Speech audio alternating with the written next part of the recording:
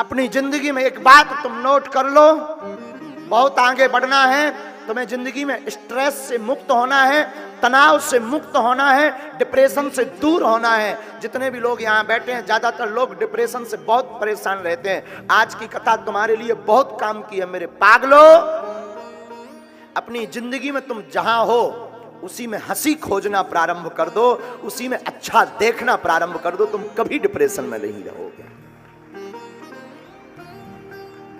शायद ये बात तुम्हारे समझ में न आए तो आज की कथा सुन लीजिए। आपने ढोल बजाने वाले तो देखे होंगे, इस उदाहरण से समझिए। ढोल बजाने वाला, बैंड बाजा बजाने वाले लोग शादियों में जाते हैं, पैसा लेते हैं, पैसा लेकर के विवाह में बैंड बाजा बजाने के लिए जाते हैं, तो उसमें 8-10 लोगों का ग्रुप होता है। सभी का काम होता है तो सभी बजाते, कोई ऑर्गन प्ले करता है, कोई ढोल ठोकता है, कोई उसमें मंजीरा बजाता है, कोई उसमें कुछ करता, कोई उसमें कुछ करता, लेकिन सब जाते हैं साथ में।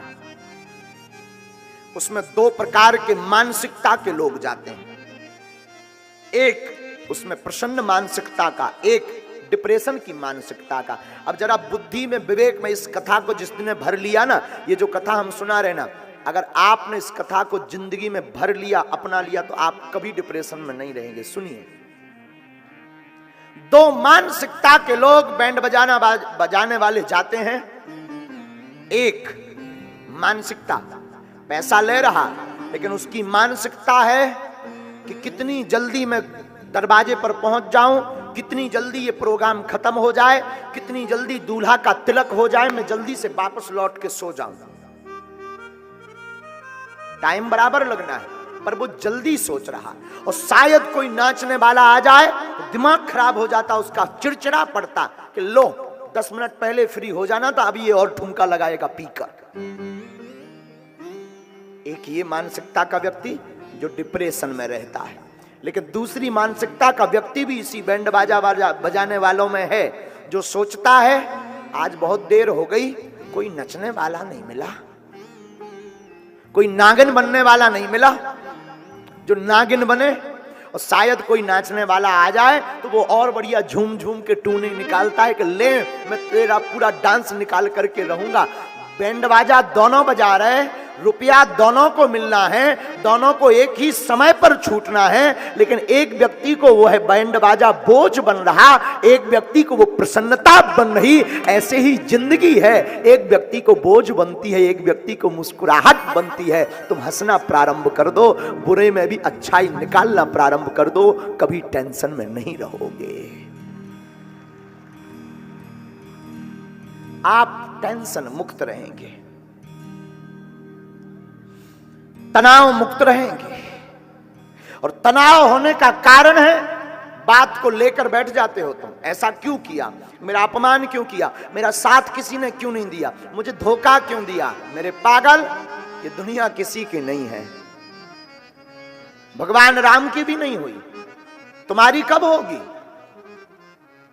तुम सोचते महाराज मेरे भाग्य में ही ऐसा घर मिला था, ऐसा भाई क्यों मिल गया, ऐसा पति क्यों मिल गया, ऐसी पत्नी क्यों मिल गई। उस पर मत सोचो मेरे पागल। जो राम जी ने लिखा, जो तुम्हारे भाग्य में था वो मिला, बस तू मुस्कुराना शुरू कर दे। मुस्कुराहट में वो ताकत है कि जिंदगी से मैं बड़े से बड़ा संकट भी तेरे दरवाजे से लौट कर भाग जाएगा। हनुमान कथा कहने का सिर्फ यही कारण है, एक कारण। लंका में हमारे श्री हनुमान जी,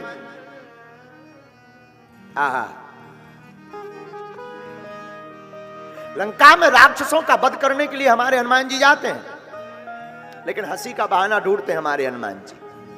हाँ, लंका में बल्कि जानकी जी बड़ी शोक में है, जानकी जी को बड़ी चिंता है, पर धन्य है हमारे हनुमान जी।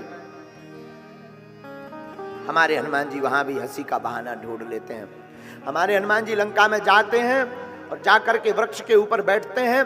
वृक्ष के ऊपर बैठते हैं, कछु मारस कछु मर्दस कछु मिलयस धर धूर। जब राक्षस मारने के लिए आते हैं तो हनुमान जी कुछ को तो मारते हैं, कुछ को रगड़ते हैं, कुछ को अपने हाथों में रगड़ते हैं, फिर बड़ा जोर जोर से हंसते हैं हनुमान जी। बोले भैया लंका में जरूर है पर हंसना नहीं छोड़ना है। भागवत पढ़िए तो भागवत में भगवान मुस्कुराना नहीं छोड़ते। आप भी अपनी जिंदगी में एक बात याद रख लीजिए, परिस्थिति कुछ भी हो, संकट कितना भी बड़ा हो, हंसने का बहाना ढूंढते रहिए, संकट अपने आप किनारा काट के भाग जाएगा।